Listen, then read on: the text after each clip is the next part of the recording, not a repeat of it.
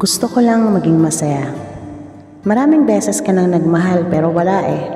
Kinukuha din siya sa'yo na kahit anong pilit mong ilaban ang taong mahal mo sa huli, ikaw pa rin ang talo. Minsan tinatanong mo ang sarili mo, kailan kaya ako magiging masaya?